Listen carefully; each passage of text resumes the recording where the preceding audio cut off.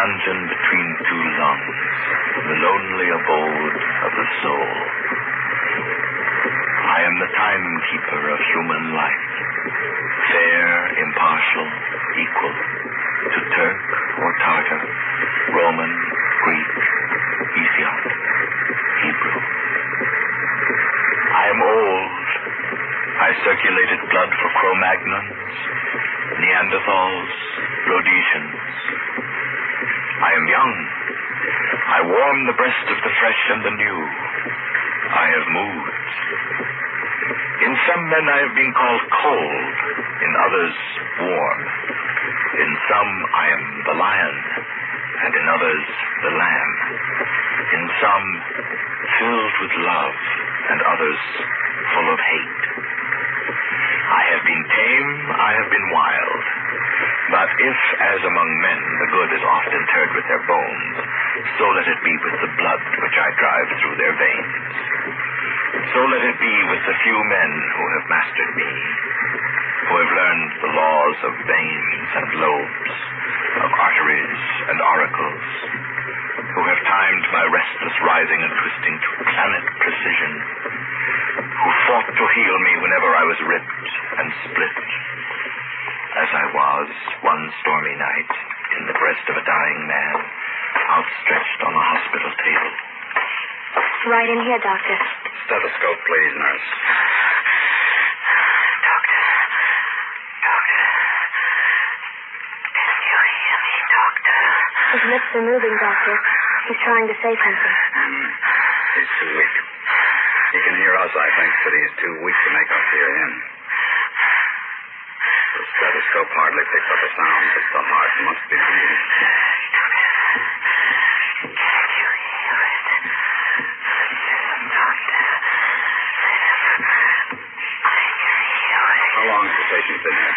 About 3 minutes, Doctor. I called you right away. Checked his pulse, respiration, temperature. Pulse rapid, ready, 130. Respiration 30, temperature 105. If I could have just gotten to him sooner. This wound in his chest goes down to his heart. Don't. Can you hear me, Doctor? Can you hear me? His heart is pumping. Doctor, I've been trying to tell you. I was almost home. Somebody came after me, ordered me to hold up my hand. I hit one. And then something stepped in my heart. Second, like a pain. His heart's weakening. Adrenaline. Adrenaline.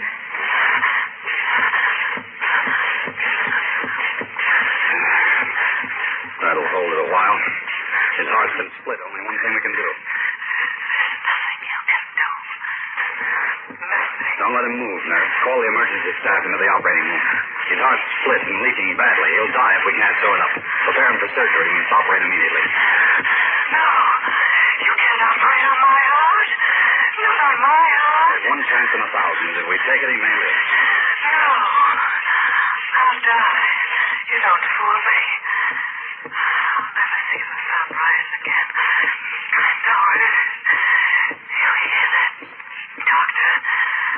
I'm speaking to you. I'm speaking to you. Yes, I am the heart, and I speak to you, Doctor. You here, scrubbing your arms while red sand drips down an hourglass, dusting your hands with powder, flexing your fingers for the rubber gloves, while inside your brain and nerves is etched the memory of the long, long search for my secrets. A long search which began for you 20 years ago, Doctor. 20 years ago, when you were a young pre-medical student and whatever spare time you could find was spent in the home of a Texas surgeon.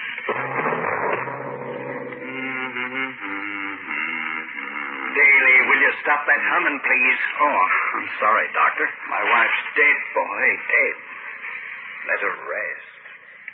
Rest. Yes, Doctor. I didn't mean to be disrespectful. Oh, I'm sorry. Excuse my gruffness. I just can't get her out of my mind. I'm tired, Ulysses. Tired. I finished marking the class papers for you, Doctor. Would you want to look them over? Yes, where are they? I need something to get my mind off this. Right here, sir. The examinations from your surgery students. I checked over them. Here you are, sir. Good. You've got a fine head on you, boy. Even if you're overly curious. This one's all right. Here's an odd one, Doctor. What's odd about it? Well, I didn't know how to mark it. You see, this student thinks it's possible to sew up the human heart when the fibers are cut. He thinks he can take the needle. Operate on the human heart? He's mad. But he drew a diagram. He thinks that if the pericardial sac can be reached... I said he's mad. It can't be done. If it could, wouldn't I have saved my own wife? Didn't I try it after she stabbed herself? Didn't I try it? Yes, Doctor, you did. Not just me, but doctors everywhere in Germany, Italy, France, Switzerland have tried for years and failed. It just can't be done. Don't you see that? How shall I mark it, sir? 0. Oh, just talking of it makes me hear the way our heart beat that night. I can't forget it. Son, you've got nimble fingers and a good head. You'll be a fine surgeon someday. You'll find we surgeons can do something with the kidney, the bladder, the stomach, the scalp, nigh everything in the body, except the human heart. The poet put it correctly. The heart's a lonely hunter. But when it's wounded, there's not a chance in a million to heal it. Not a chance in a million. Everything's ready, Doctor. All assistants are here. Good. Let's look this way, please.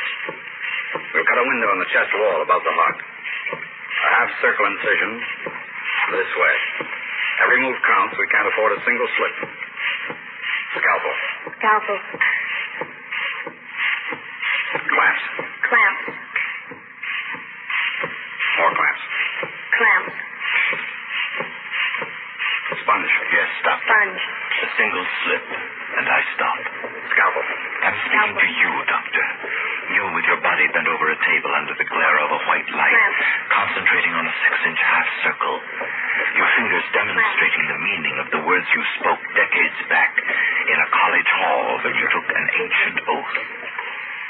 Repeat after me. I, Ulysses Grant Daly. I, Ulysses Grant Daly. Swear by Apollo physician, by Aesculapius, by health, by panacea, and by all the gods and goddesses. Swear by Apollo physician, by Aesculapius, by health, by panacea, and by all the gods and goddesses. Making them my witnesses, that I will carry out this oath and this indenture. Making them my witnesses that I will carry out this oath and this indenture. To use treatment to help the sick according to my ability and judgment, but never with a view to injury and wrongdoing. To use treatment to help the sick according to my ability and judgment, but never with a view You took an to oath, injury and and wrong. you carried it out to the letter. In whatever You went out to house heal I me enter, in homes, in hospitals, in I clinics. shall enter to help You went across the sea to learn my and I laws shall in Paris, abstain in from Rome. all intentional You stood watching me under the bright lights while I lay outstretched on a table.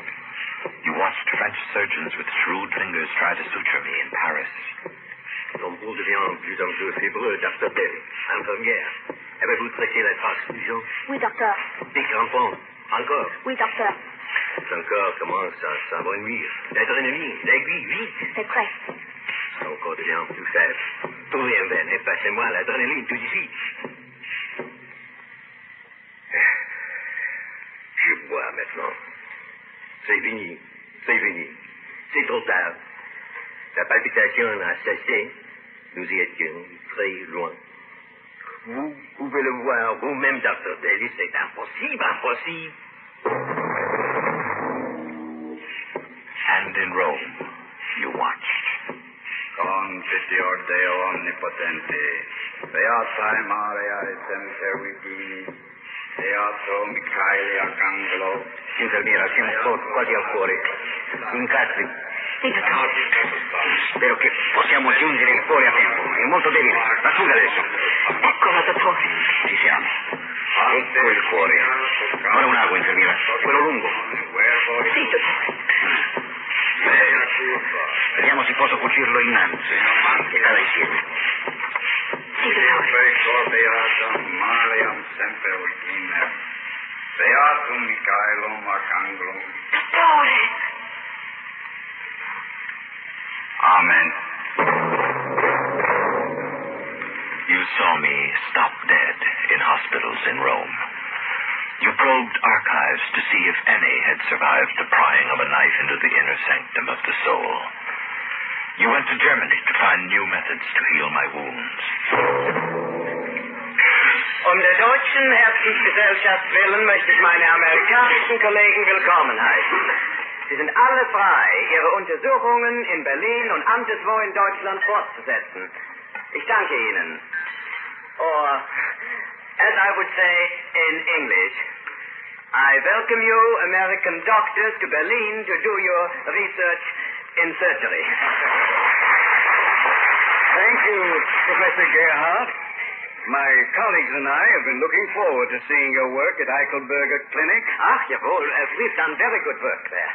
Just until today, we had your American surgeon, Dr. Ulysses Grant Daly, assisting us. Until We're especially keen on your suture methods, Professor. We understand some German doctors have come pretty close to finding a way to operate on the human heart. Oh, yeah, but in America... Our hope is that one day surgeons will be able to sew up the heart as we can suture skin or any other organ. But it has already been achieved, Herr Doctor. Here? Nein, in America. I'm sorry, I should have told you. The news came over the wire this morning.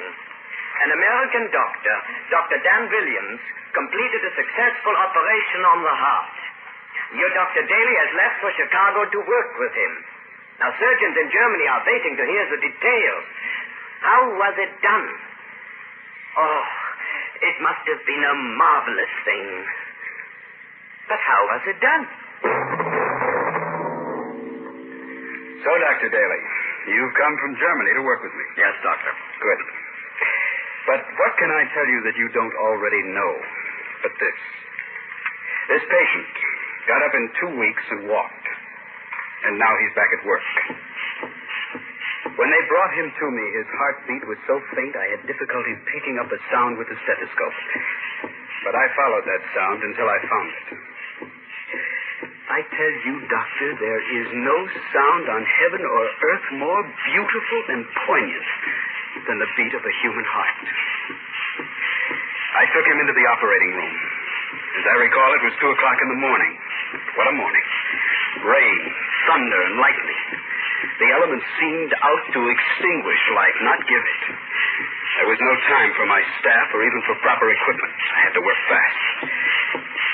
I got inside, and with these hands, then I took out his heart and stitched it 6 times. I did it for one patient, and I've done it for another. Now we know it can be done. How? How can I say it? This heart, this great human heart, is not only delicate like a butterfly's wing, but it's tough and strong and can fight with a fury. Yet it acts as though it's got a soul of its own. It's sensitive as a baby's body. And be pious when you pressure it, and when you go in to handle it. It's the little things that you do that'll make the difference between life and death. Doctor, remember this when you're calling for your scalpel, sponge, sutures, clamps. You cannot give the patient much anesthesia. Scalpel. He's too weak to stand it. The patient will have his eyes open, watching you all the time. Clamp. Cut your window over the 4th rib. Scalpel. Tie off the vessels. When you lift the window, then you'll see the heart. Clamp too. The heart. The first time you see it naked and alive, it's an awesome sight. It's like some strange animal come up out of the sea. It slips and writhes, twists and struggles like a captive trying to break free. But you must be bold. Take the stitches in between the heartbeats.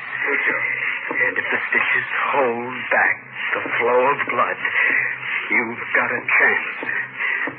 But remember, keep in rhythm with the heartbeat. Keep the rhythm. Never break that rhythm.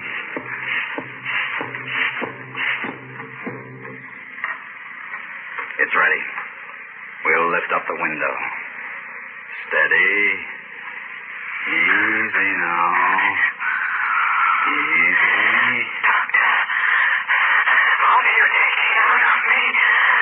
Doctor. There, it's off. The heart.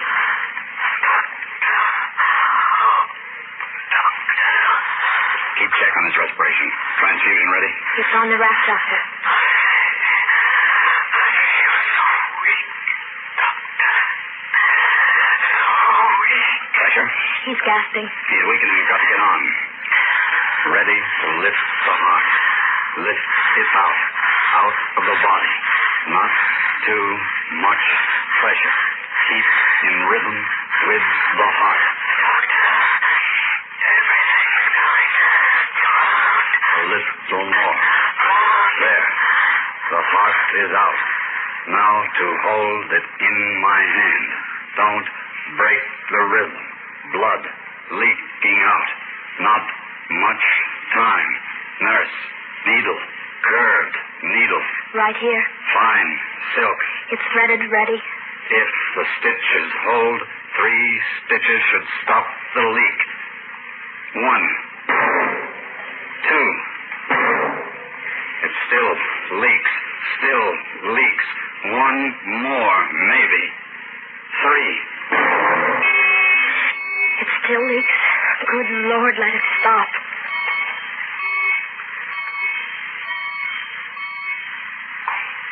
It stopped. Thank heavens. But his pressure, it's gone down.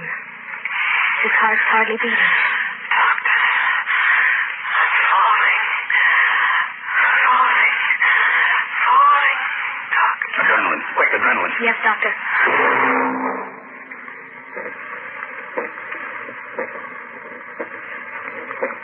Good. Transfusion set? Yes, Doctor. Then let the blood flow into him. There. It's holding. Give him more. Let it go freely. It's going in.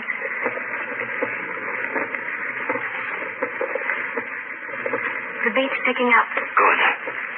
Clean the incision. Sprinkle sulfur. Take off the clamps. Go up the vessel. Doctor, I'm so weak. I'll never see the sunrise again, will I, Doctor? Will I, Doctor?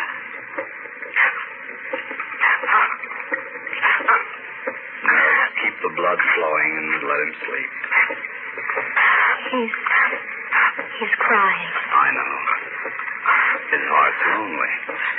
Oh, so lonely. Let him cry. He's won. He'll make it.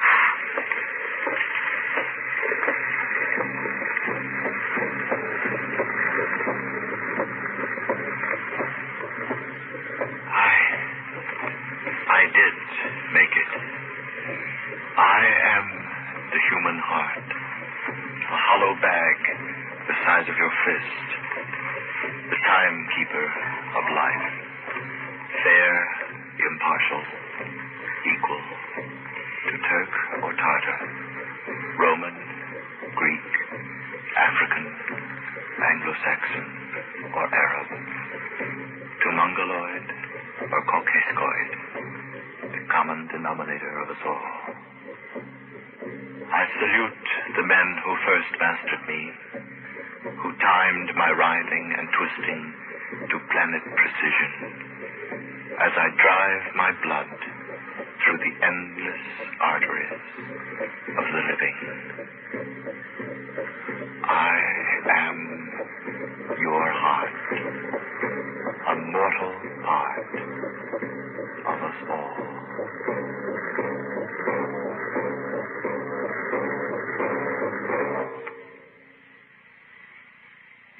listening to the CBS Radio Workshop. Today's venture, Richard Durham's The Heart of the Man, produced and directed in New York by D. Engelbach. Percussion, Saul Gubin.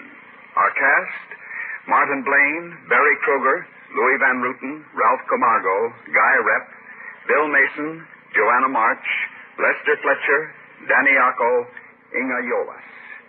Next week from Hollywood, Malihini Magic, a satire on a vacation in Honolulu.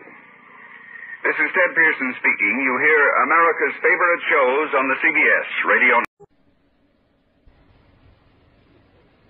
It has been truly said that the two best things about a vacation are the anticipation and the recollection. The proof of this pudding may very well lie in the CBS Radio Workshop production of Malihini Magic by Sam Pierce. You will please fasten your seatbelts. We are coming into Honolulu Airport. We hope this has been a pleasant flight and that you will enjoy your stay in Honolulu. Honolulu. Oh, Joe, think of it. Honolulu. I am thinking of it, honey. I think I can see Waikiki Beach. Look, down there. Oh, Joe, it's beautiful. Oh, boy, I can't wait. Honolulu, Waikiki Beach. And the travel folder here tells all about it. Listen to what it says. It says, when you step out of the plane into the bright sunlight of Hawaii, soft music will fill your ears. The tropical trade winds will gently caress your hair, while dark-skinned native boys await your every beck and call, wanting only to please you on your first visit to this land of beauty, this pearl of the Pacific. Oh, boy, this is really something, isn't it? It's going to be good for you to get away from all the tensions and noise of the job. You said it. You could have a whole week, 7 days, to just lie around and relax. Yeah, and take pictures. And eat and sleep and swim and live like an islander. I wish we had a month. Oh, wow, how do you like that landing? These boys really know their business, don't they? Welcome to Honolulu. This is Miss Johnson speaking for the captain and all the crew, wishing you aloha oi. Isn't that nice? Will you please keep your seatbelts fastened until the plane Joe, stops we're really moving? here. Also, please take Honolulu! Yeah. I wish they'd get the doors open so we can step out into that Honolulu sunshine. Oh, we stopped. They're opening the doors now. What is that?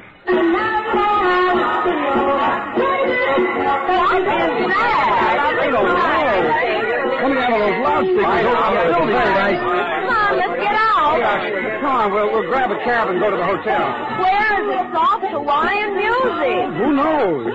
I don't see any island boys waiting to transport us to the hotel. Oh, we'll find one. Come on, come on. Hey, you want a taxi? Huh? I got a taxi, I got. Oh, a taxi. Yeah, we want a taxi. Okay, you come over here. I got a taxi. Yeah, fine. Come on, Alice. Not exactly a dark-skinned native boy, but he's got a cab. We can get out of this madhouse. Okay, here's car. Fine. Oh. Get in, honey. Okay. Yeah, look, we want to go to the, well, here's the name of the hotel written here on this paper. Oh, yeah, okay. We get there plenty quick now. Honey, this isn't anything like I thought it would be. That music. Awful loud. Oh, you don't like music? It's horrible. Matter of fact, it's exactly what we came almost 3,000 miles to get away from. Okay, you want a good music? You go Club Oasis. You hear real good music there. Real Hawaiian music? Oh, no, lucky Lord, it's crazy.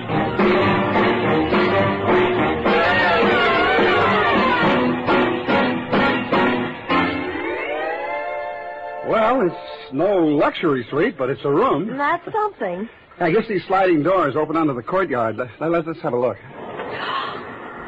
Oh, Joe, it's beautiful. Wonder where the beach is. Oh, well, that is the beach. That little strip of sand out there is the beach? Waikiki Beach? That's the beach. Well, I guess the travel folders never actually said it was a big beach. That's those pictures I've seen always make it look pretty big. Well, Alice, what's the difference? We're in Honolulu, we're on vacation, we're going to enjoy it. Oh, that's the way to talk. I tell you what, let's freshen up a bit, get on some shorts, and take a walk along the main street. Yeah, I want to buy a lower shirt. We can pick one up on the way. And I want a muumuu. You want a what? A muumuu. It's the sort of dress they wear here on the island. Everybody wears them. It says so right in the folder. Okay, you buy a muumuu and I'll buy a lower shirt and we'll take in the sights. You know, I might even buy you a tall, cool drink if you look pretty in your muumuu. Wow.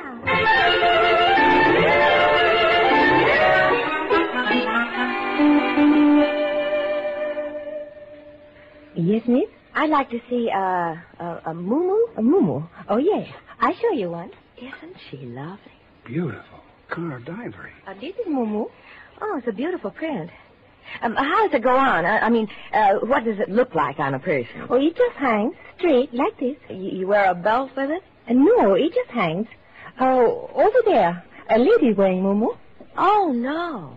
Looks like a Mother Hubbard for expectant mothers. Is that the way they wear it? Just hanging down like that? And that moo-moo. Really comfortable. Yes. Well, thank you very much. I think I'll look around a little more. Yes, miss.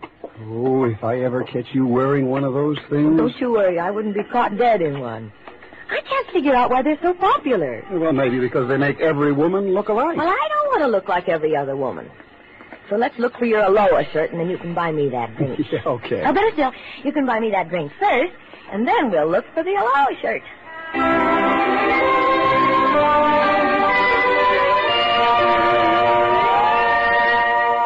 That was good. What do they call that drink? A Mayday? Oh, no, honey. Mai Tai. Mai Tai. Boy, they put a lot of rum in them. You going to buy an Aloha shirt? Well, you know what I think? No, what do you think? I think maybe we should go back to the hotel and take a nap, and then we can go out and buy the Aloha shirt. Oh, I am kind of sleepy. Yeah, okay. Let's go to the hotel and nap a bit, and then we can figure out where we can get some real Hawaiian food for dinner.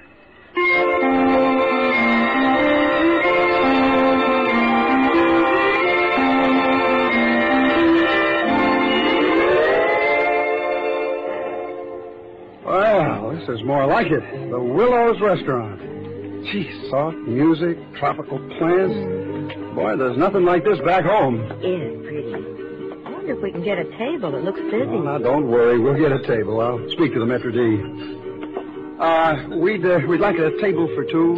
Yes, sir. Two? That's right. Something over by the pool would be nice. You see, maybe have to wait some time. Very busy. Oh, well, how many parties are ahead of us? Oh, can't tell. Many people here. Many people have reservation. Yeah, well, I thought some are calling, but we're in no real have rush. a reservation? Well, no, but... You better phone next time. Lots of people come here. No table now. You mean you just can't give us a table? Sorry, sir. I'm eating something different. Sounds fine to me. Okay, we'll grab a cab. Come on.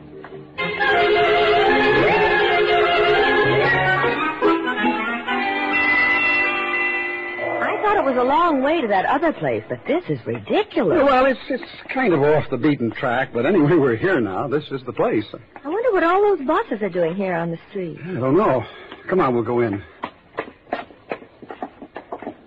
Yes, please? Oh, hello. We want to eat. Eat?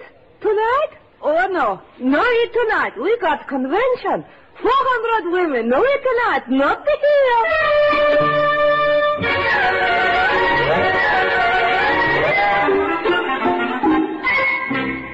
So where now?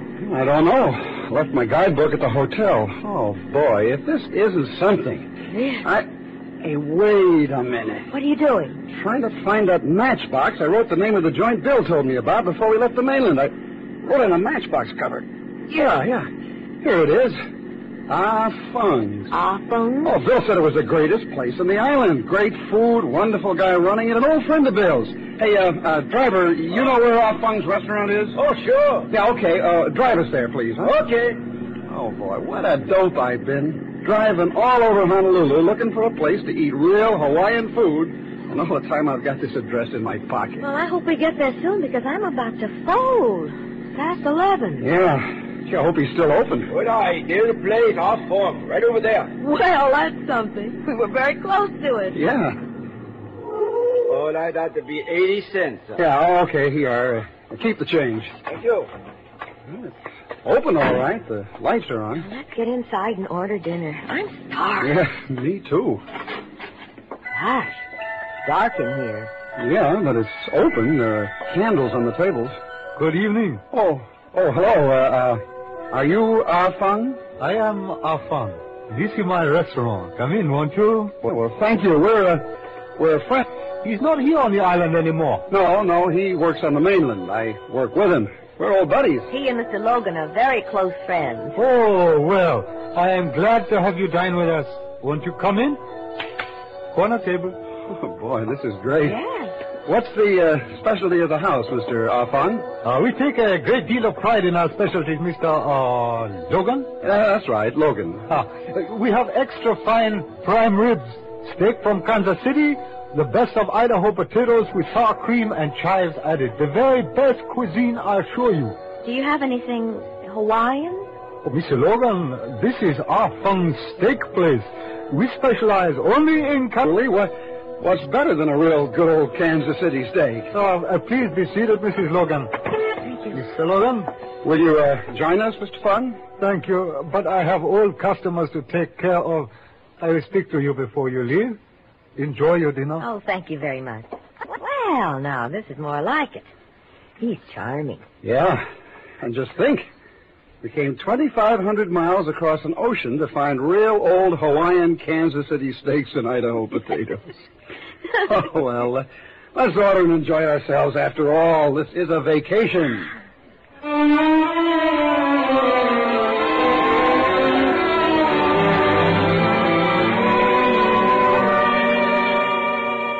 Well, how was everything? You enjoyed the dinner, I hope? We were just saying how good it was, Mr. Fun. We'll have to thank Mr. Keneally for suggesting we come in here. Speaking of Mr. Keneally, he works with you, Mr. Logan? Yeah, well, that's right. He's my closest friend. Oh, you'll see him when you return to the mainland, then. Oh, sure. First day I get back to work. Mr. Logan, this is a little embarrassing to me, but Mr. Keneally left a small unpaid balance on his bill here when he left. Do you suppose? Oh, well, of course. I'd be glad to take care of it. What's his tab? $134, Mr. Logan. With your dinner check tonight, that would be $146 even. $146? Oh, boy.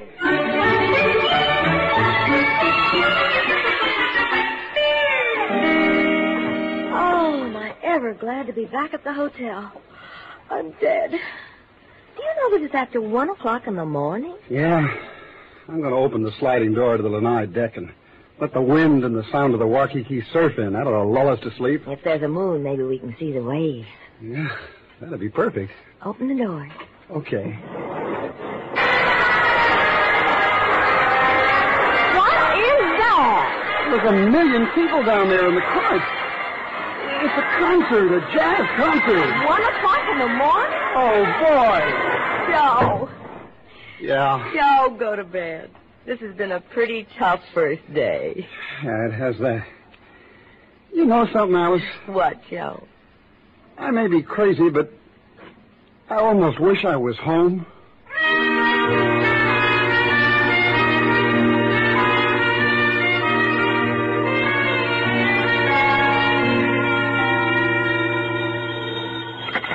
Hello? Joe, this is Ed Bailey. Ed.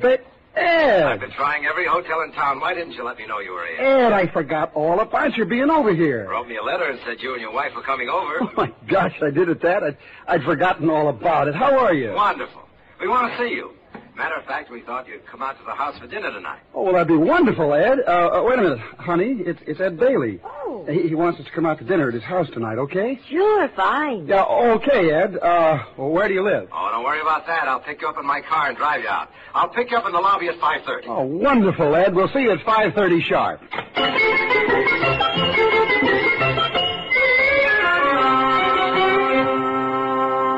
This district in here is called the Black Point District. A lot of beautiful homes in here down on the rocks. Even have their own swimming pools. Oh, it's just lovely. Now, where do you live, Ed? Oh, it's not far up here. It's not on the beach, but we like it. I should think you would. You know, I was beginning to think Honolulu was nothing but traffic and rock and roll and Kansas City steaks. You don't sound as though you liked it too much, Joe. Well, if the truth were known, Ed, Alice and I were about ready to call the airlines and see if we couldn't move our flight up sooner. We just about had it. You've been here one day? And one night. And you've had it? Well, let's be honest, Ed. We were greeted by a screaming record at the airport. We couldn't get into any of the spots we wanted to for dinner last night because there's a convention in town or we didn't have a reservation. And there's a jazz concert in the courtyard of our hotel until 2 o'clock this morning. Oh. Now, does that sound like the travel folder's description of Honolulu? No, it doesn't. But you sound like a regular Malihini. Oh, now, 6 and No, I'm not calling you names, Joe. A Malihini is what the islanders call a tourist. And you're acting just like a tourist. Well, there's a law against being a tourist? No, but you're acting like a tourist and wanting to act like a native. A Kamina, we call ourselves. Doesn't work. I don't quite get what you mean, Ed. Well, Alice, look at it this way. You arrive in a strange town, Honolulu, Miami, the south of France, or Atlantic City, or any vacation city in the world. You move into a hotel room, walk up and down the main street, and think you know all there is to know about the town in the first 24 hours. Well, I know just about as much as I want to know. If yesterday was a sample. Now, look, Joe, I know how you feel. I went through Italy in 2 days and came out hating everything about it. Then a couple of years later, I went back and got off the tourist kick and really looked it over. It's my favorite place in the world now, outside perhaps of Honolulu. Well, what can you do here, if you're a tourist, I mean? Have you been over the Polly to the windward side of the island yet? No. Have you seen Augustine dance at the Tierra Room? No. Have you been to Pearl Harbor? Oh, now, speaking of tourists... Listen, Joe. Taking in Pearl Harbor is not being a Malihini. You learn a lot by taking the boat tour. A lot that might give you something to think about. I gather we've been a little impatient. Is that what you mean, Ed? I simply mean that you and Joe have fallen into the same trap so many tourists fall into. You rush in, try to do it all up at once, and you don't think about the customs, which may be different than yours. You just expect everything to be the same as it is at home, only different. And it never works, Alan. It just never works. Okay, Doctor, so what do we do about it? Well, Grace and I have lived on the island for a little over 9 years now, and we love it. If you want to take our word for it, we'll try to steer you off the tourist track and let you see the things you'll remember. And if I were you, I'd start off tomorrow night watching Augustine dance. Then maybe drive over the Polly the next day and take in Pearl Harbor the following day. That's a good beginning, if you want to see Honolulu. Okay, you're the doctor. And I'll tell you what we'll do. Tomorrow we start with Augustine, and you and your wife go with us.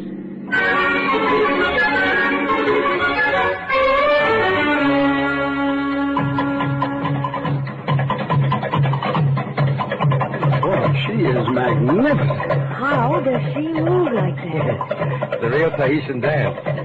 She's about the best we've found. Boy, I've never seen anything like that before. You won't, lad, unless you go to Tahiti. Or better yet, come back to Honolulu. Touche. And maybe I will. Maybe I will.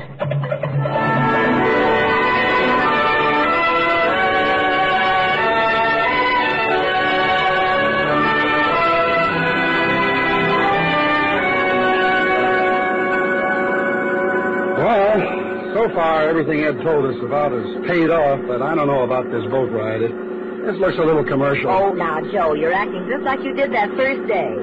Now, relax and see what happens. Okay, honey. I just always suspect tours of any sort, and this is a tour. Well, you've seen a lot of things you couldn't see from the road. Yeah, you're right there. And this Captain Collins seemed to be pretty well supplied with facts.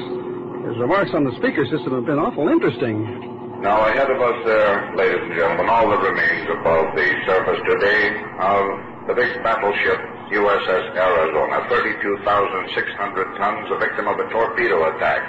She lies on the bottom exactly where she fell on the morning of December 7, 1941. Her main decks now rest and rust about 8 feet below the surface. The Arizona had already received an aerial torpedo hit aft and several great bombs aft and further amidship to suffer intense and severe damage from them.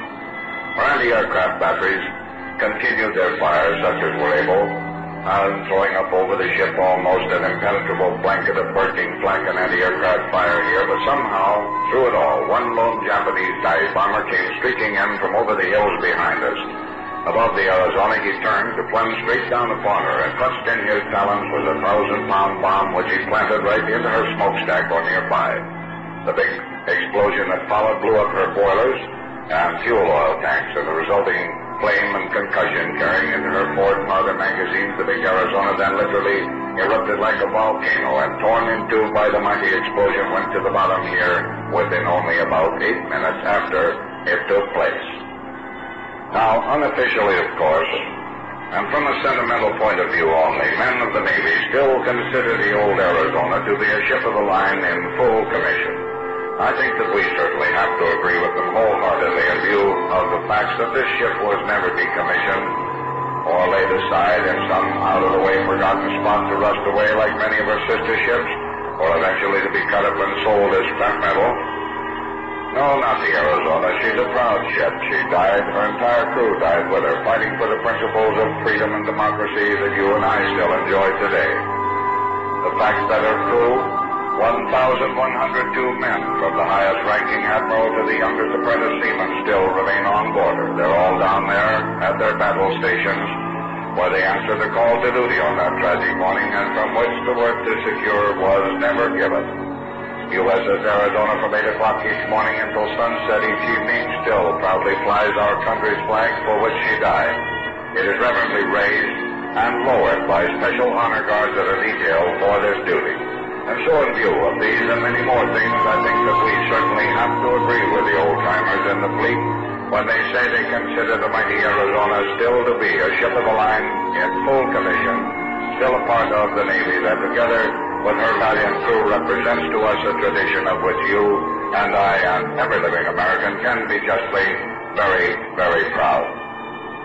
1,102 men of the Arizona's crew went down with their ship here that Sunday morning.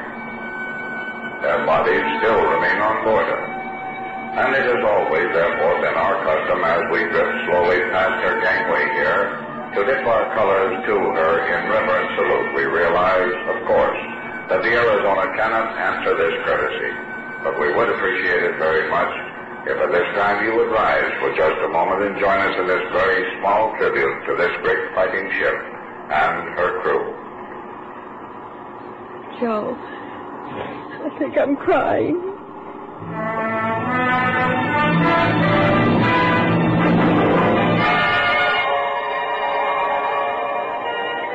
Pan American Flight 6 now loading at ramp 8 for Los Angeles. Passengers may board at ramp 8. Well, here we go. You know, it hardly seems possible that the whole week has gone by. I know it. Remember how eager we were to get home after that first day? I'll never forget. Remember our first sight of this airport? And the noisy record of goody. Yeah, and the taxi driver and lock and roll. Oh, Joe, it's been such fun. Oh, I'll say it has. I guess we can thank Ed and Grace for showing us what dopes we were. Not dopes, Joe. Malihini. Yeah, Malihini. Joe and Alice Malihini. Aloha. Aloha, oi. And you a Ginger lay home to remember Honolulu. Oh, thank you. And you too, sir. Oh, thanks. Boy, that smells wonderful. You liked Honolulu? Yeah. I think you can safely say we liked Honolulu. Right, Alice? I think it's one of the prettiest places in the world. I want to come back. Oh, I almost forgot to tell you. You will be coming back. What? Yeah, I promised Ed we'd be back next year. And we'll plan on 2 weeks instead of 1. Oh, Joe! And you know what Ed said? What? He said we weren't Malihinis anymore. He called me a Kama'aina. A Kama'aina. An old-timer. Oh, Joe. Yeah? You know something, Alice? I guess that's about the nicest thing anybody ever said about me.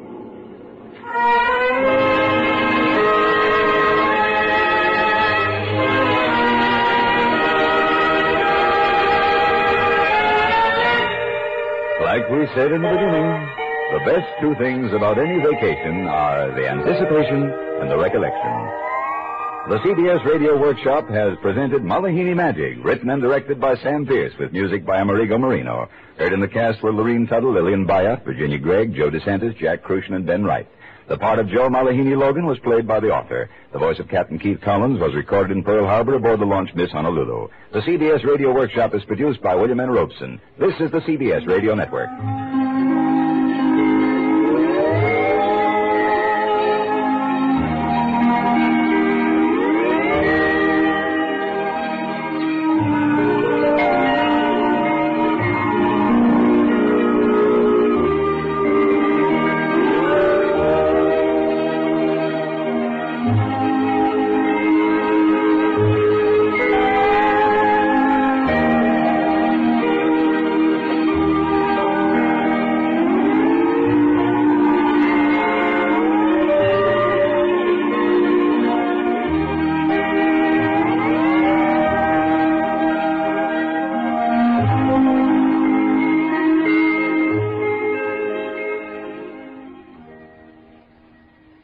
is the CBS Radio Workshop, the theater of the mind, dedicated to man's imagination. Today we take pride in presenting E.M. Forster's The Celestial Omnibus, adapted especially for the workshop by Richard Shattuck.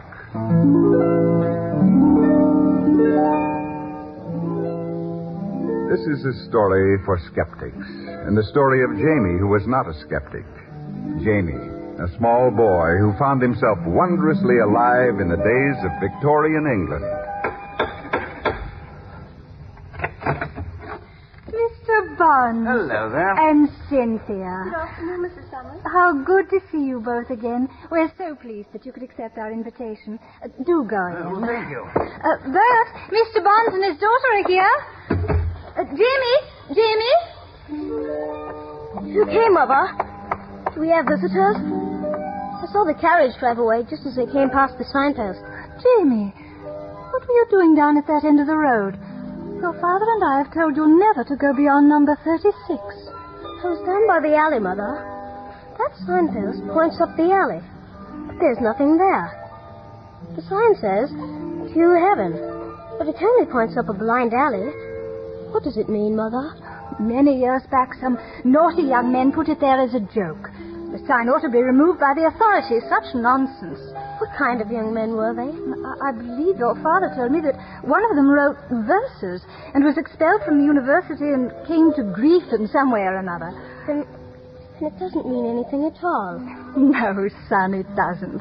Now, quickly, go in, tidy up. Little Cynthia Bonds is here.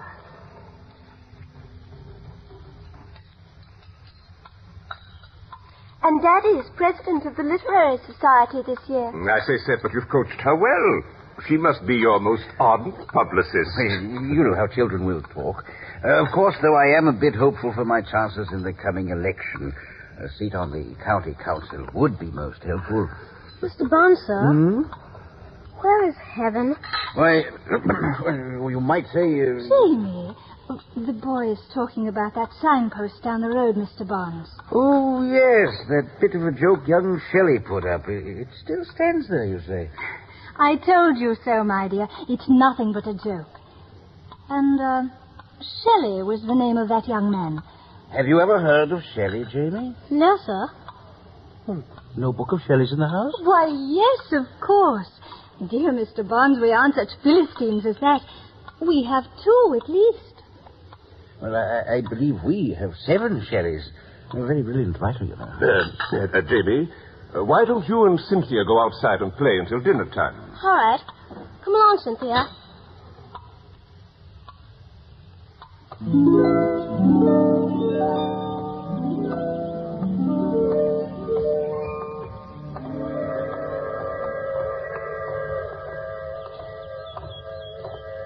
That's the Commuter's Express, isn't it, Jamie? It always passes our house just before sunset.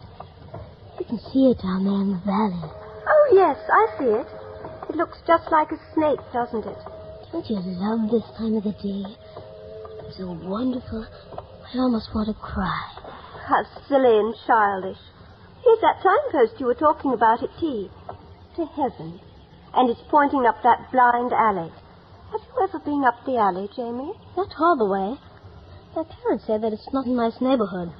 Jamie, let's you and I go together and see what is really there. Come on.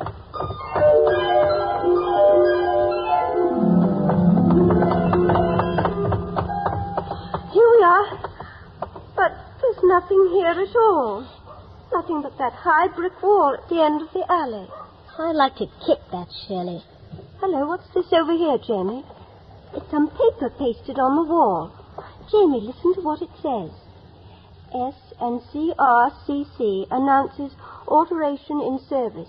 Owing to a lack of patronage, the company is regretfully compelled to suspend the hourly service and to retain only the sunrise and sunset omnibuses, which will run as usual. It is to be hoped that the public will patronize an arrangement which is intended for their convenience. As an extra inducement, the company will, for the first time, now issue return tickets, good for one day only, which may be obtained from the driver. passengers are again reminded that no tickets are issued at the other end, and that no complaints in this connection will receive consideration from the company. Nor will the company be responsible for any negligence or stupidity on the part of the passengers, nor for hailstorms, lightning, loss of tickets, or any other act of God. Signed, the directors. Does it say where the omnibus goes, Cynthia? No, it doesn't. What do the letters S and CRCC stand for? The S must stand for Surbiton. The RCC probably means Road Car Company. But I can't guess what the other C stands for. Maybe City? How strange. Why don't they sell tickets at the other end? And what a strange hour to start. At sunrise and sunset. Cynthia, come here. How are those wheel marks on the ground? There. Oh, Jamie, let's go home, quick.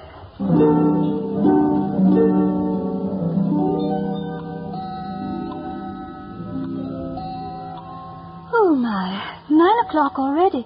You children had better be getting to bed now. Oh, yes, Cynthia, it's time you were asleep. You two must be tired after your long walk to heaven. Please, Bert, you've teased them enough already. Good night, Mr. and Mrs. Summers. Good night. Good night, darling. Good night, my dear. Good night, my dear.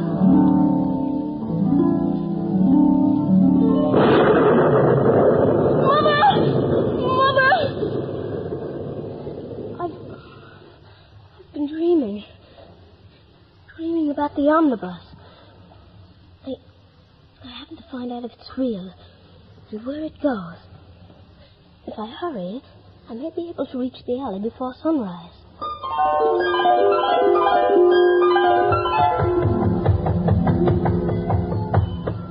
There is nothing here at the end of the alley. The sign is a lie. But why should they put up a sign that doesn't tell the truth?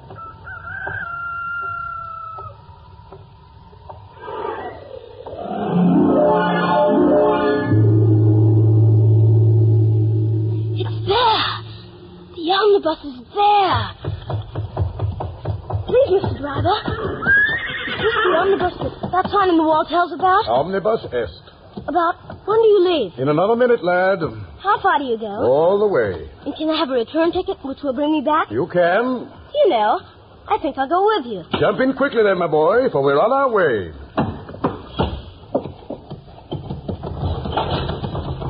We get out this way.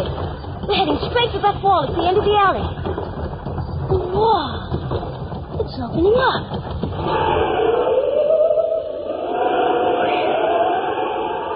Oh, goodness. I've forgotten my money. Stop. Stop. Mr. Driver, stop. Oh, do please stop. We are unable to stop now. What is it, my boy? Oh, Mr. Driver, I've left my purse behind. I won't be able to pay for my ticket. Tickets on this line, whether single or return, can be purchased with money from no earthly mint. And a chronometer, though it had measured the slumber of Laura or solaced the vigils of Ptolemy, is of no value. Here is your ticket. Thank you, Mr. Driver. Titular pretensions are, I know, but vanity. Yet they do serve to distinguish one Jack from his fellow. Remember me, therefore, as Sir Thomas Brown. Yes, sir. Oh, I am sorry. It is good of you about the ticket, Sir Thomas. But if you go on at this rate, however does your bus pay? It does not pay. That error, at all events, was never intended and never attained. Sorry again, sir. Oh, come on up and sit beside me on the box here, boy. Have you been a driver always? I was a physician once. But why did you stop? Pretty good? Oh, as a healer of bodies, I had scant success, and several of my patients preceded me. But as a healer of the spirit, I have succeeded beyond my hopes. Tell me, Sir Thomas, have you ever heard of a man named Shelley? Oh, my, yes, he is a driver like myself. Where are we going, Sir Thomas? Oh, you will soon see. Are you afraid, lad? No, Sir Thomas. Well, here we are. Look, Sir Thomas. Look at the rainbow that is forming under our omnibus. It's moving across the sky.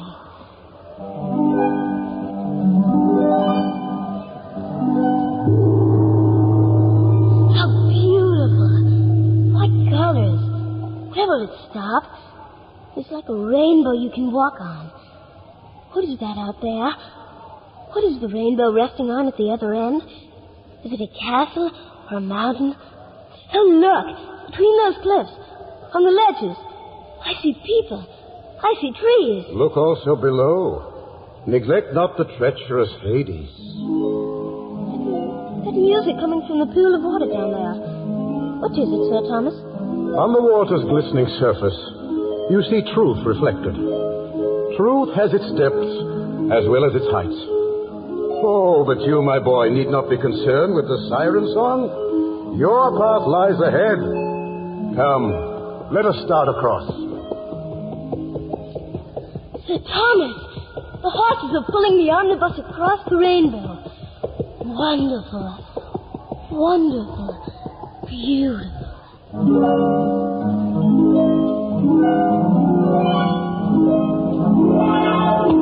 You are a truant and a liar. There is no omnibus, no driver, no rainbow bridge. Jimmy, please tell your father you're sorry. I cannot. Mother, it was the greatest experience of my life. Today, I went to heaven. You will go up to your room without dinner, James, and memorize that poem you were working on for school. Go to your room now. Yes, Father. Oh, Bert, can't we believe? What will Mr. Bonds and his daughter think? I don't care what they think. The boy needs to be taught that he must control his imagination.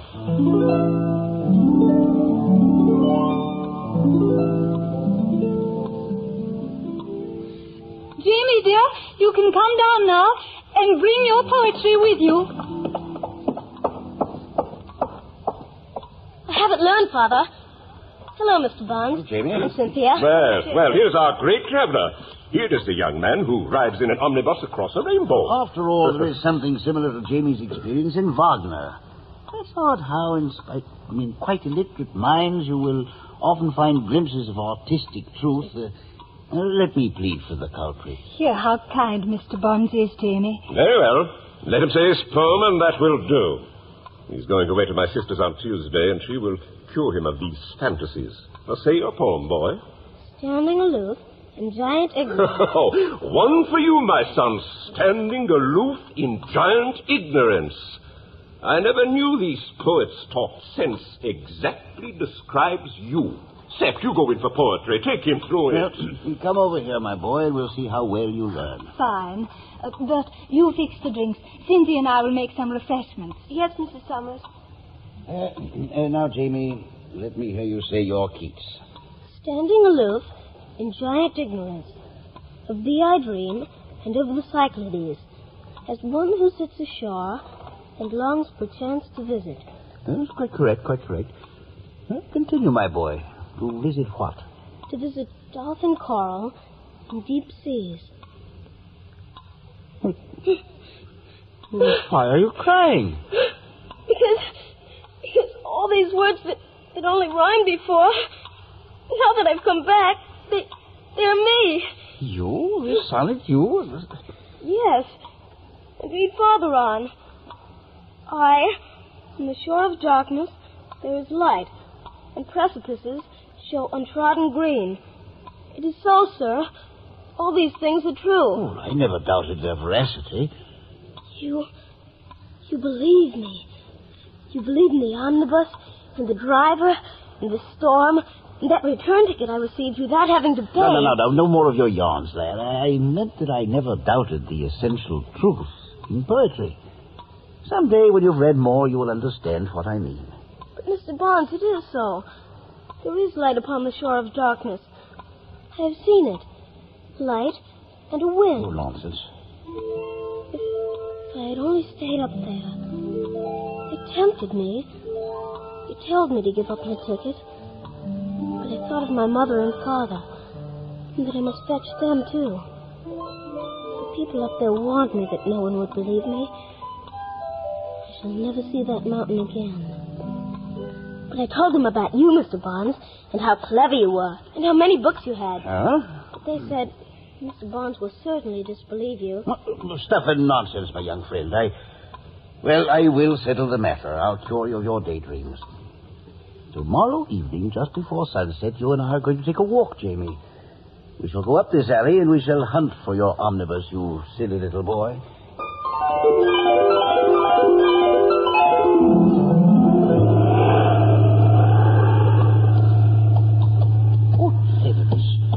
Good gracious heavens. There is the omnibus. Just as you said, right at sunset. But look, it's different than the omnibus yesterday. And the driver is not Sir Thomas. Huh? Coming back yesterday, Sir Thomas told me that each omnibus has a plate inside with its driver's name on it. I'll see who this one is, Mr. Bonds. I say, you up there, driver. How soon before we start? What? Sir, come in, sir. It is such a fine omnibus. And here's the driver's name. Dan somebody. Quickly, boy, move over. Now, let me in. We're moving. Heading straight for that wall. Bless my soul. Let me get the tickets, Mr. Bonds. Driver, 2 round-trip tickets, please. Thank you, Mr. Dan. Or whatever your name is.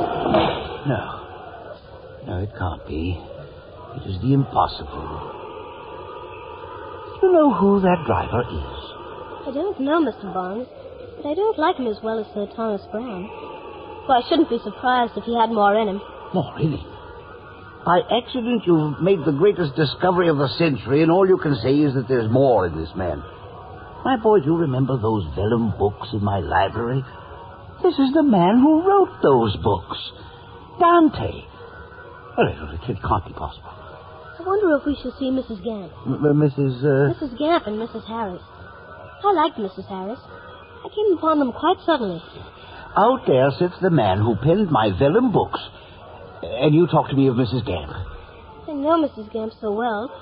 I could not help being glad to see her again. Did you spend the entire day in her elevating company? Oh, no. I raced, too. I met a man who took me out to a race course. And we ran a race. I won. Indeed. Do you remember the man's name? Achilles. No, he was later. It was Tom Jones. That's the man I raced. Tom Jones. My lad, you've made a miserable mess of it. Think of a cultured person with your opportunities. A cultured person would have known all these characters and would have known what to say to each. He would not have wasted his time with a Mrs. Gamp or a Tom Jones. The creations of Homer, Shakespeare, and him who drives us now would alone have contented him. He would not have run races. He would have asked questions, intelligent questions. But, Mr. Bonds, you're a cultured person. I told them so. Oh, that's true. And I beg of you not to disgrace me when we arrive there. Now, no gossiping and no running. Keep close to my side and never speak to the immortals unless they speak to you first. Yes, and give me the return tickets before you lose them. Yes, sir. Mr. Bonds, may I introduce you to my friends when we get there? Oh, you distract me, boy. I wish to meditate on beauty. I wish to goodness I were with a reverent and sympathetic person.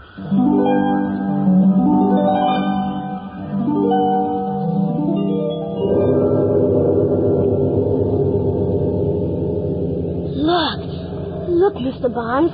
We're here. The mountain. Look at the campfires in the valley.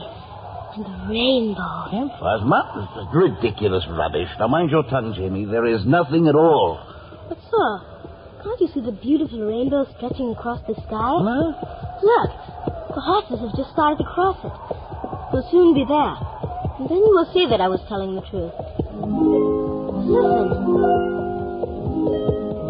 Wagner's Das Rheingold. Let me see out that window. Now, we'll move over, Jamie. No! Mr. Bonds, your face is green. What did you see in the water? I want to go back. Tell the driver I want to go back.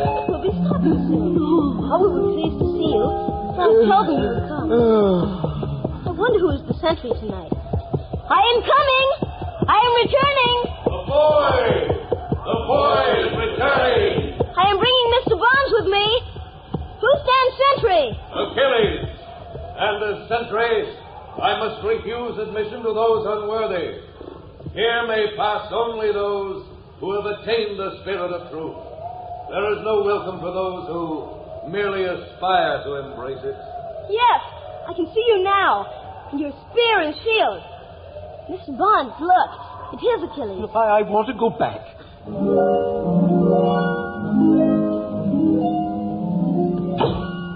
Achilles, I'm coming. Welcome back, boy. Here, let me lift you up on my shield. No, Achilles. I'm ignorant and without grace. I must wait for Mr. Bonds, of whom I told you yesterday. No, I'm not worthy. It's Mr. Bonds who should be on your shield. He collects the books of great writers. No, I want to go back. I want to go back. No, my boy, you're the one we honor. You are the one to stand upon my shield. Mr. Bonds, sir, why do you delay? Here is only the great Achilles, whom you know. No, I see nothing. I see no one. I want to go back. Oh, save me, oh, great Dante. Let me ride in your chariot. I have honored you. I have quoted you. I have bound you in vellum. Now take me back to my world. I am the means and not the end. I am the food and not the life. Stand by yourself as that boy has stood. I cannot save you, for poetry is a spirit, and they who would worship it must worship in spirit and in truth. I want to go back. Now take me back. There, through the clouds, I see London below. I'll go back on my own then.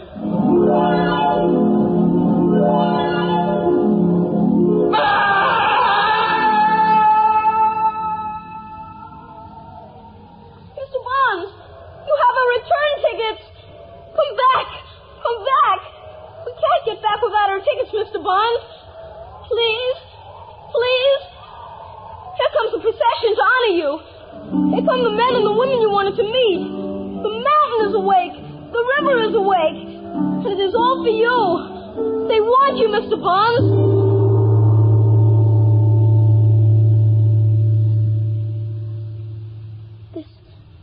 This wreath of leaves. Why have you placed it on my head? Welcome home. Blessed are the pure in heart.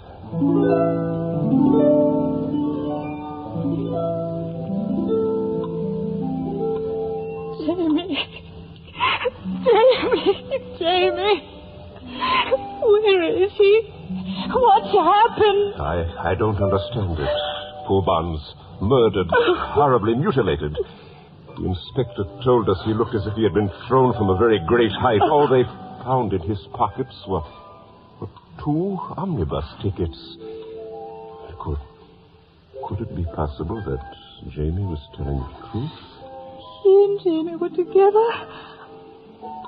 I think we should believe. Will we ever see Jamie again? Yes, Mother. You will. You will. You will.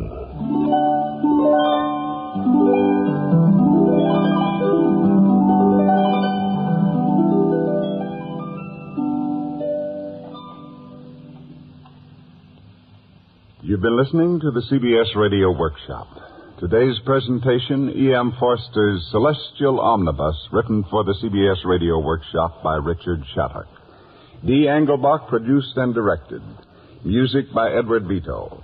Today's cast, Peter Laser, Deirdre Owen, Mercer McLeod, Bill Woodson, Lee Vines, Carol Teitel, Louis Van Rooten, Gregory Morton. This is Ted Pearson speaking.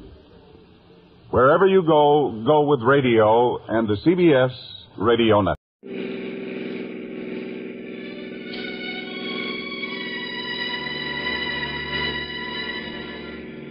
Penny for those thoughts. Oh, I was thinking I'm glad we're going home, Roger. I hope this summer has given us both ample time to think this thing out. Well, actually, darling, we have too much invested in this marriage. 10 years cannot be dispelled by one summer. Well, that isn't exactly what I meant, but... Oh, let's listen to the radio, shall we?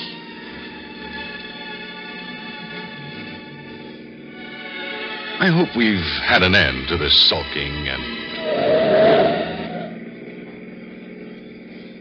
What was that, Roger? Felt like we hit something. Nonsense. I ran off the road. Oh, Roger, please, slow down.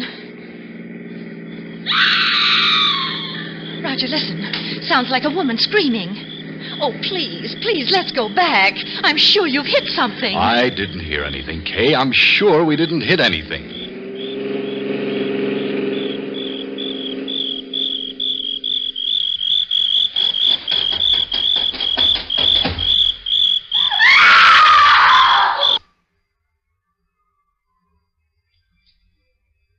This is the CBS Radio Workshop, the theater of the mind dedicated to man's imagination. Our story, Grief Drives a Black Sedan, stars Alice Frost and Lee Vines. Written, produced, and directed by D. Engelbach.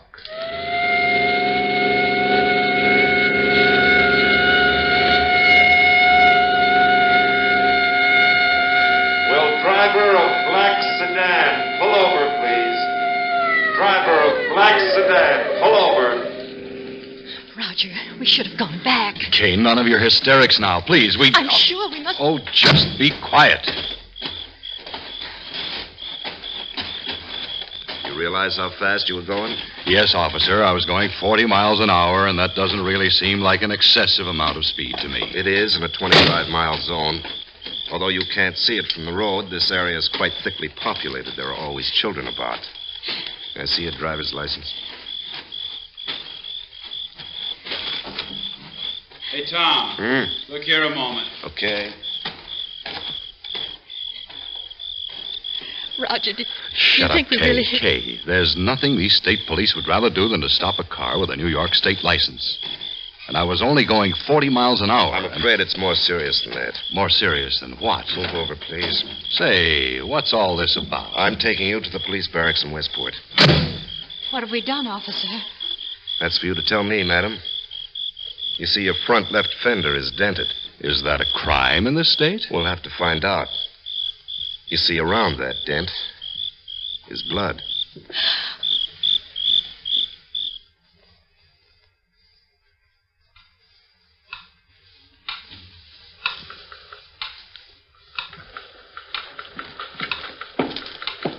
Captain would like to see you in his office. May I come along, Roger? No, darling. You stay out of this. I'll find out what this is all about. Roger, remember... Stay out of this. I'll be back in a moment.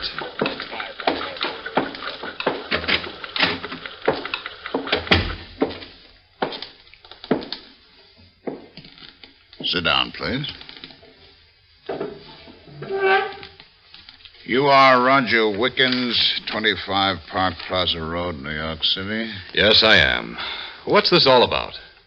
I'm returning your driver's license and your car registration. We've checked the New York police. You've not had any previous accident record. What happened tonight, Mr. Wickens? What do you mean, what happened? I drove up here from New York City to take my wife home. She's been summering up here, and that's all there is to it. And I want you to stop treating me like a criminal. I was driving down Cross Highway when the police stopped me for driving 40 miles an hour. Excuse me. Yes. Yeah. Well, keep checking. Check every hospital within 25 miles. When you finish that, check all the doctor's residence in the vicinity. Send someone to retrace Cross Highway. Yes. Well, I think you'll find somewhere, not too far from where the Wickens' car was stopped, some blood stains and possible pieces of glass. Report back as soon as possible. Yes, who? Oh, Doc's out there. We'll send him in. Captain, what about this? Are we under arrest? Well, there are two ways we can do this. We can technically arrest you for driving 40 miles an hour in a 25-mile zone. Or of your own volition, you can wait until all these things check out. Look, I think you're in trouble.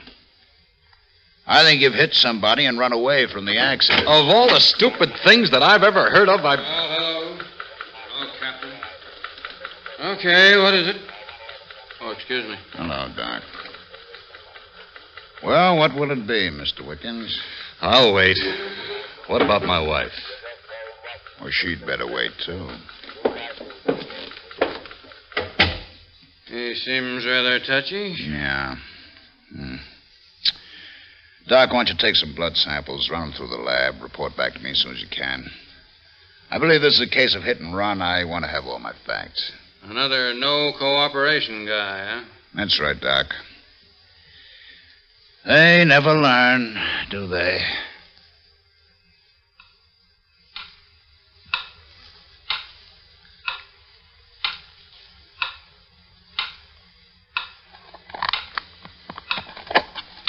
Cigarette? Thanks, Tony.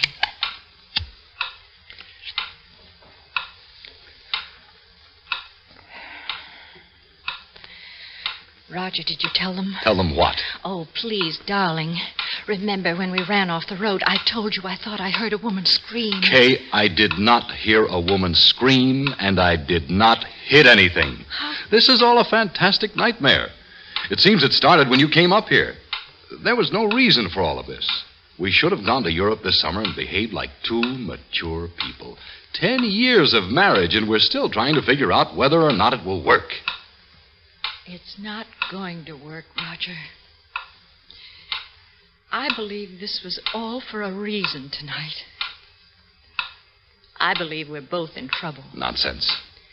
Roger, we must share that responsibility. Oh, for heaven's sake, Kay, what responsibility? The blood on the fender.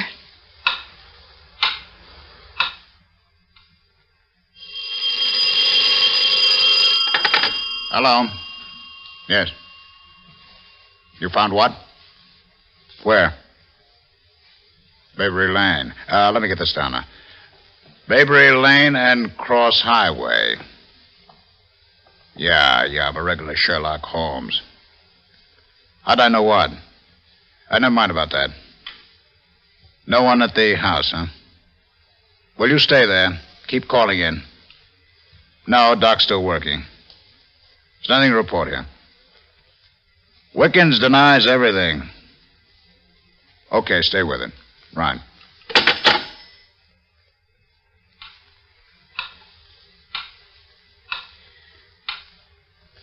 You want me to send out for some coffee? Oh, no, thank you. Well, it's past midnight. Eddie and Joanne said they would wait at the Maroc until 1. What a wonderful homecoming party this turned out to be. Well, you win the Superficiality Award for the year. Eddie and Joanne, the Maroc, the whole stupid, silly pattern. Roger, don't you realize you may have killed someone tonight? Kay, let's stop this bickering, this hammering at each other. I did not hit anyone tonight. Now, starting with that premise, let's see if we can discuss intelligently our own problems. This is not the time nor the place. Actually, Roger, there is no problem. I'm leaving you. I don't blame you, Roger. I really don't know whose fault it is. Perhaps it's mine. Oh, no, it's mine. All I've ever done was given in to every little whim you ever had. Have you, Roger? Oh, yes, you've given me things. Money, a beautiful home. And oh, so much loneliness. What good are possessions? Oh, I know this sounds trite and very cliché. But I'm tired, Roger. We've failed. I don't know whose fault it is. I don't know where we really started to grow apart. I just want out. Well, darling, as usual, your timing is superb. I'm up to my neck in trouble because of you. Oh, please. No more of the comparisons, no more recriminations. Until we know what's happened here, let's just wait. Wait.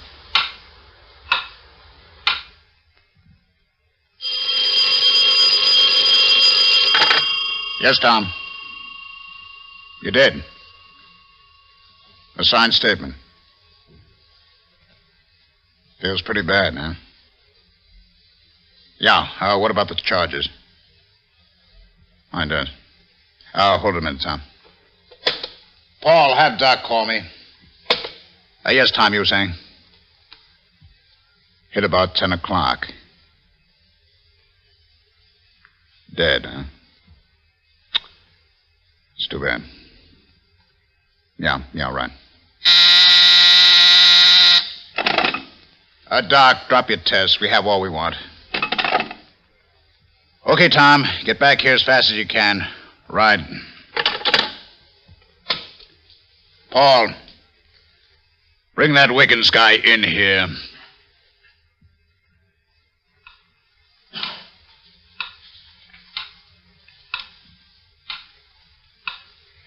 It's 1:30. Roger, why don't you ask the captain if they found out anything? Yes, I guess you're right. I will. Mr. Wickens? Yes. Officer, what have you found out? Mr. Wickens, the captain wants to see you. Right.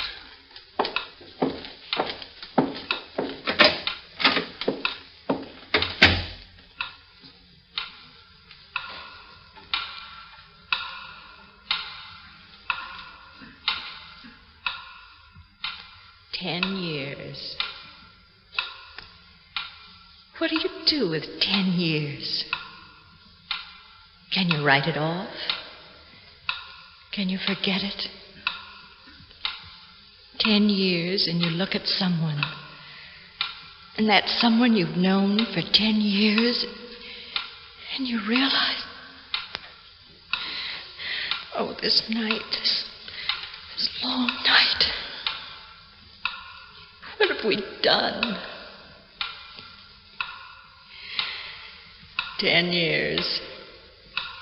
10 whole years. What do you do with memories? Just lock them in a safety deposit box? Or do you tie them up neatly in pink ribbons and burn them? What do you do with plans? Those blueprints for the future? And what do you do with love? The community property of love, split down the middle and shared by no one. 10 years. 10 years. 10 years.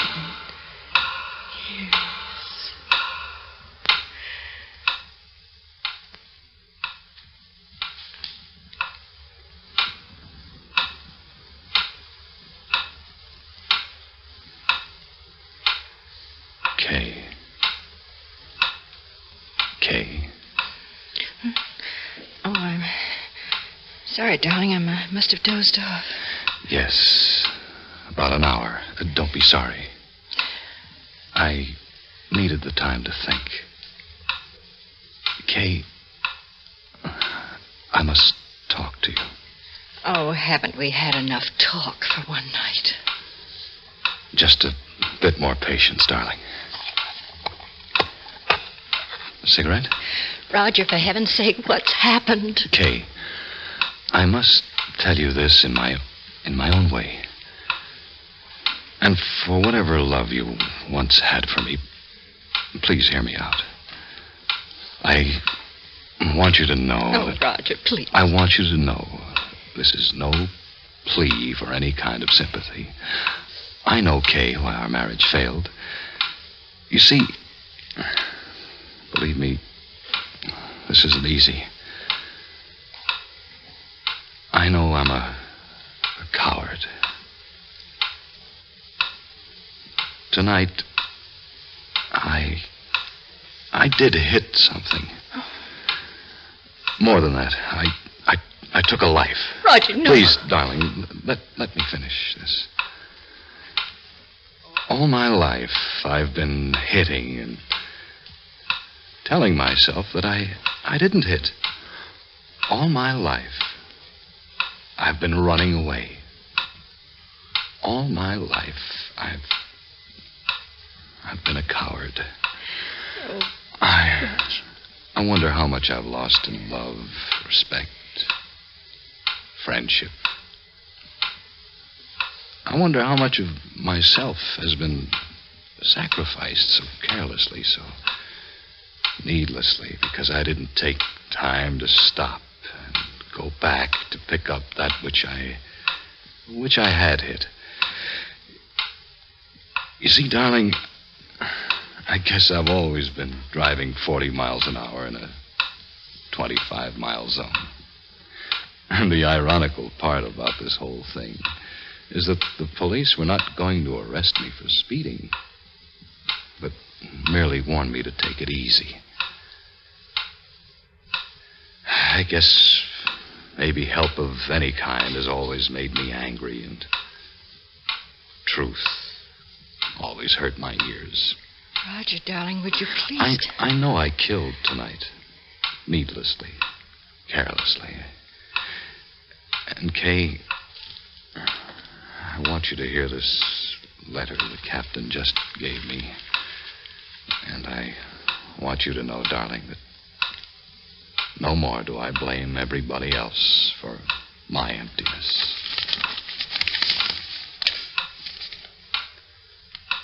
To the man who killed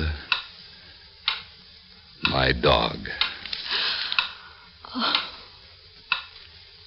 I hope you were going someplace important when you drove so fast down Cross Highway across Bayberry Lane tonight.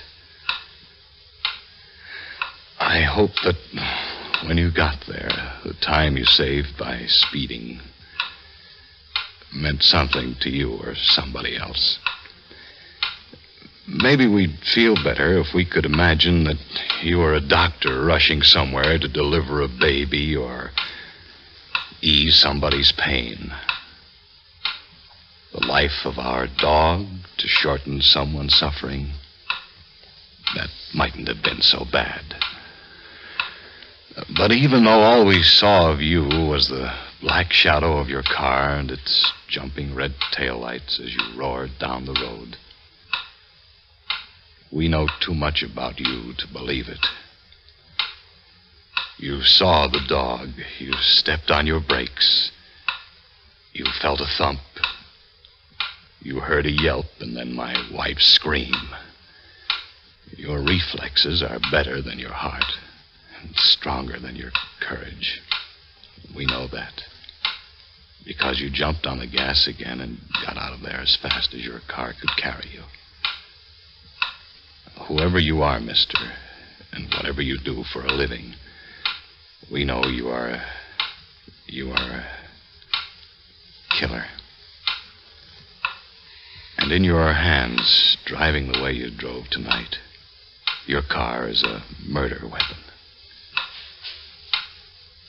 You didn't bother to look, so I'll tell you what the thump and the yelp were. They were Vicky, a 6-month-old basset puppy, white with brown and black markings. An aristocrat with 12 champions among her forebears. But she clowned and she chased and she loved people and kids and other dogs as much as any mongrel on earth. I'm sorry you didn't stick around to see the job you did, though a dog dying by the side of the road isn't a very pretty sight. In less than 2 seconds, you and that car of yours transformed a living being that had been beautiful, warm, clean, soft, and loving into something dirty, ugly, broken, and bloody. A poor, shocked, mad thing that tried to sink its teeth into the hand it had nuzzled and licked all its life. I hope to God that when you hit my dog, you had for a moment the sick, dead feeling in the throat and down to the stomach that we've known ever since. And that you feel it whenever you think about speeding down a winding country road again. Because The next time, some 8-year-old boy might be wobbling along on his first bicycle. Or a very little one might wander out past the gate and into the road the moment it takes his father to bend down to pull a weed out of the driveway. The way my puppy got away from me. Or maybe you'll be real lucky again and only kill another dog and break the heart of another family. Signed, Richard Joseph, Westport, Connecticut.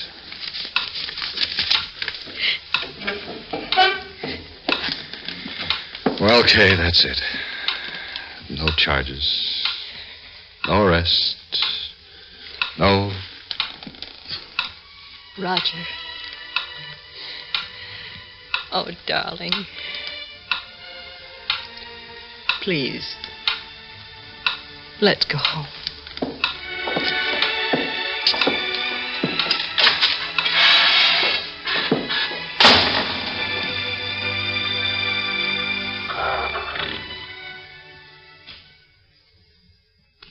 Ladies and gentlemen, the governor of the state of New York, Averell Harriman. Thoughtlessness and irresponsibility go hand in hand and cause far too many tragedies on our highways.